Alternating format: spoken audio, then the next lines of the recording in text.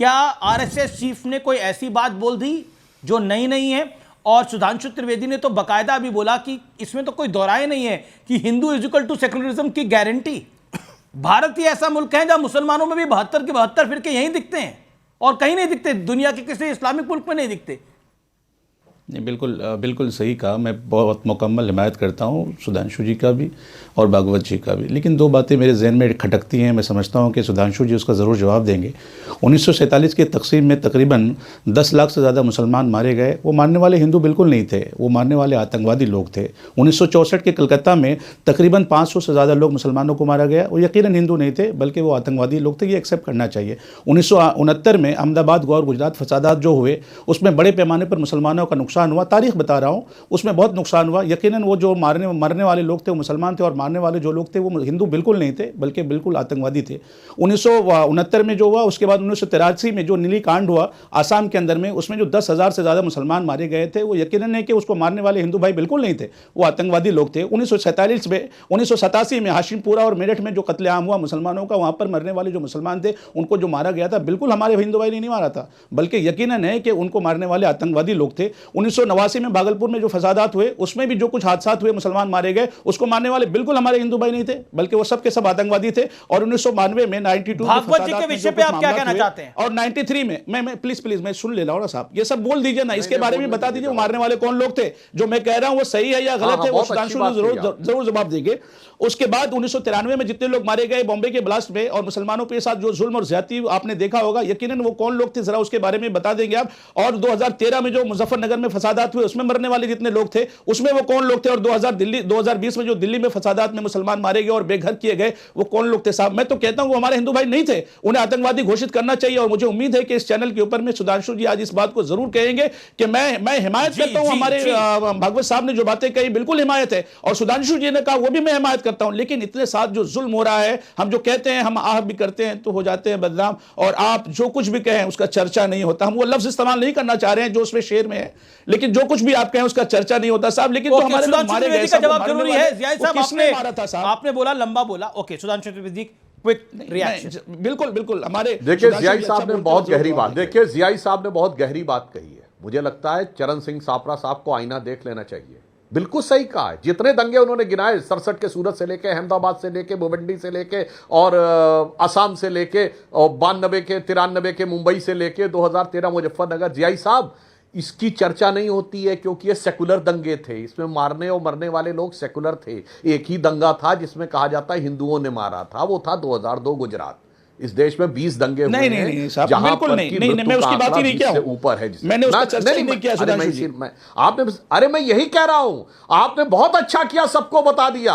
अन्यथा इस देश में एक ही दंगे की चर्चा होती थी और वो था गुजरात 2002, क्योंकि सिर्फ वही माना जाता था, वो तो हिंदू थे और बाकी सब मारने वाले तो मरते रहते, कटते रहते, क्या फर्क पड़ता। मगर आपका इस्तकबाल करता हूं मैं कि आपने ये हकीकत से रूबरू किया। और जहां तक 47 की बात है, आपसे ना इत्तेफाकी रखता हूं। 47 में 10 लाख मुसलमान नहीं मरा, 47 में मेजॉरिटी हिंदू मरा, बेघरबार हिंदू हुआ। और उसका प्रमाण यह है कि पाकिस्तान जो आज का है उसमें टोटल 24% मुसलमान था, यानी आज के बांग्लादेश में 32% और आज के पाकिस्तान में 17%, जहां पर 1.6% रह गया। और बांग्लादेश में, जहां पूर्वी पाकिस्तान में 32 से 7% पे आ गया। भारत में मुसलमान 9 पॉइंट कुछ परसेंट था, 2011 के अनुसार 16% हो गया।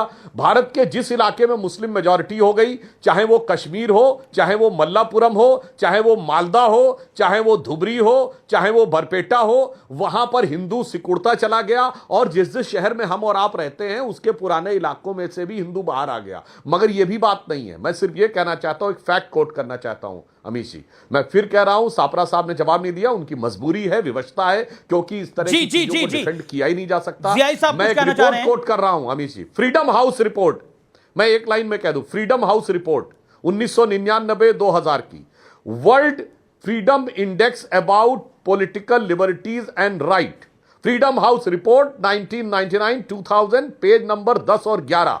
पूरी दुनिया के अंदर डेमोक्रेसी और उदारवादिता की क्या स्थिति है उसमें वो लिखते हैं, there is a strong connection between Hindu religion and democracy, जिसमें मॉरिशस और भारत का उल्लेख करते हैं। नेपाल, फिजी और अन्य जगहों पर कहते हैं जहां हिंदू मेजॉरिटी में है वहां डेमोक्रेसी स्टेबल है, जहां क्रिश्चियंस है वहां 50-50 है, और मुस्लिम्स के लिए वो कहते हैं यहां सबसे ठीक है जिया साहब, अनस्टेबल डेमोक्रेसी का जी माहौल है, लगातार हाथ इसलिए खड़ा कर प्योर रहे हैं। डेमोक्रेसी है। Freedom house report 1999-2000 page number 10 to 11 ये हमने नहीं किया, फ्रीडम हाउस को मेक अ बड़ा पॉइंट लाइक करते हैं, हम फ्रीडम हाउस को उतना नहीं मेक अ मानते। Point sir. ओके मिस्टर जियाई, पार्लियामेंट के मेंबर साहब, एमपी साहब जरा सुन लीजिए इस बात को भी। इस बात से इनकार किसने किया कि हिंदू जो विचारधारा है उस विचारधारा का अपोज कोई मुसलमान करता है क्या देश में? मुझे नहीं लगता है कोई मुसलमान हिंदू विचारधारा का अपोज करता है, क्योंकि एक विचारधारा है, ये आइडियोलॉजी है। हिंदू धर्म तो हमने किसी ने कहा ही नहीं, कहीं पर किताब में हम लोगों ने हिंदू धर्म नहीं पढ़ा। बहुत सारी किताबों का मुताला किया, आप यकीनन बताएंगे देशवासियों को और लोगों को कि ये एक ऐसी विचारधारा है। इसका विरोध क्यों है? हिंदू मतलब सेकुलरिज्म की गारंटी, इसका विरोध क्यों है? कहते हैं कि हम हिंदू यानी क्या? जो अपने अपने रास्ते से चलो, लेकिन जो मारे श्रद्धा रखो, बदलो मत, दूसरों को मत बदलो, यही तो कहा है। जियाई साहब, गजवा है हिंद क्या मतलब है? तो हम तो कहते हैं हिंदू विचारधारा बहुत अच्छी विचारधारा है, और पूरी दुनिया के सामने ये बात वाज़ेह करना चाहिए कि हिंदू विचारधारा बहुत अच्छी विचारधारा है, लेकिन उसके अंदर में जहां कट्टरता है उसका अपोज जरूर करना चाहिए साहब। जो गलत है उसे गलत कहना चाहिए। अच्छा, हिंदू विचारधारा में हो या मुसलमान विचारधारा में, जो आज का मुद्दा है, उसके ऊपर उंगली क्यों नहीं जो उठती है? आज का मुद्दा है, जो अभी का मुद्दा है, वो मुद्दा बहुत बड़ा है। इसमें क्या मोहन भागवत ने गलत बोला है? हिंदू यानी क्या? जो अपने अपने रास्ते से चले, उस पर श्रद्धा रखो, ये अच्छी बात बदलो है, मत, हिंदू विचारधारा दूसरों को मत बहुत बदलो, अच्छी विचारधारा है, दूसरों की भी आपके श्रद्धा साथ है माननी उसका चाहिए। पूर्ण सम्मान करो। और हिंदू का मतलब सेक्युलरिज्म की गारंटी क्या आप नहीं मानते कि हिंदू अगर यहां पे बहुसंख्यक है तो सेक्युलरिज्म की गारंटी है? कौन सा ऐसा देश है जहां पर दूसरी कौम बहुसंख्यक है और वहां पे सेक्युलरिज्म है? वहां पे दूसरी कौम बढ़ रही है। मैं पाकिस्तान बांग्लादेश की बात कर लेता हूं। हिंदू वहां पे भी थे, मुसलमान यहां पर भी थे। आज हिंदू कितने रह गए पाकिस्तान में, बांग्लादेश में? बताइए। अफगानिस्तान देख लीजिए। देखिए, अफगानिस्तान, यस, अफगानिस्तान कहा कि हिंदू धर्म नहीं है, इसे धर्म की निगाह से नहीं देखा जाना चाहिए। ये एक विचारधारा है, इस विचारधारा पर अमल करने वाले जो लोग हैं बहुत अच्छे लोग हैं, लेकिन इससे जो भटके हुए लोग हैं उसके ऊपर में कड़ी कार्रवाई होनी चाहिए, उसको गलत को गलत कहना चाहिए। हम तो कहते हैं कि विचारधारा बहुत अच्छी है, इसे धर्म का नाम क्यों दे रहे हैं? मैं पूछ रहा हूं क्या हिंदू, इसे धर्म इस का देश नाम का ना दीजिए। हिंदू अगर आइडियोलॉजी की बात कीजिए, वो आइडियोलॉजी की हिमायत सभी लोग कांग्रेस करेंगे। को और मुफ्तियों को ऐसा क्यों नहीं लगता है? नहीं, मैं मुफ्ती होने के नाते बहुत ही जिम्मेदारी से कहता हूं कि विचारधारा की मुखालफत नहीं है। इस विचारधारा की जो हिंदू विचारधारा है इसकी भी मुखालफत नहीं है, लेकिन मैं विचारधारा की बातें नहीं कर रहा। मैं कह रहा हूं हिंदू, अगर हिंदू मतलब सेक्युलरिज्म की गारंटी नहीं है, आपको लगता है को या निहत्तों को मारने की कोशिश की, उसकी मुखालफत होनी चाहिए। जिन लोगों ने बुरों को अच्छों को बुरा बना करके मारने की कोशिश की, एक भी बारी नहीं आए। Okay, one professor versus another professor. Professor Abhijit Awasthi, आप वेट करिए। Professor Pasha, hold on Charan Singh साहब, I will come back to you. Mister साहब, I will come back to you. Professor Pasha एक भी बारी नहीं आए। प्रोफेसर पाशा, क्या हिंदुइज्म, हिंदू मतलब सेक्युलरिज्म की गारंटी होता है? आप इससे एग्री करते हैं, या फिर राहुल गांधी की भाषा में, इमरान मसूद की भाषा में और उदित राज की भाषा में नफरत है ये? अमीश जी, मुझे इस बात की खुशी है कि मोहन भागवत जी ने जो बयान दिया है वो इस बात का प्रमाण है कि अब तक वो जिस रास्ते पर चल रहे थे वह हिंदुत्व का रास्ता था, जो गलत रास्ता था उसको उन्होंने एक्सेप्ट कर लिया है, और हिंदुइज़्म जो एक इंक्लूसिव धर्म का एक रास्ता है उसको उन्होंने कहा कि यही रास्ता सही है। यही बात तो हम कहते आ रहे थे। हम पिछले 150-200 साल से इस देश में, जब अंग्रेज़ यहाँ आकर के हमको ग़ुलाम बना दिया और हम आज़ादी की जब जंग शुरू की, तो हम यही बात कर रहे थे कि हम सब एक हैं, हम सबको मिल करके अंग्रेज़ों का मुकाबला करना चाहिए, ग़ुलामी से निजात हासिल करनी चाहिए और अंग्रेज़ों को इस देश से भगाना चाहिए। और ये तभी संभव है जब हम सब एक रहेंगे, एक मिल करके एक साथ हम सब लड़ेंगे, तभी ये संभव हो सकेगा।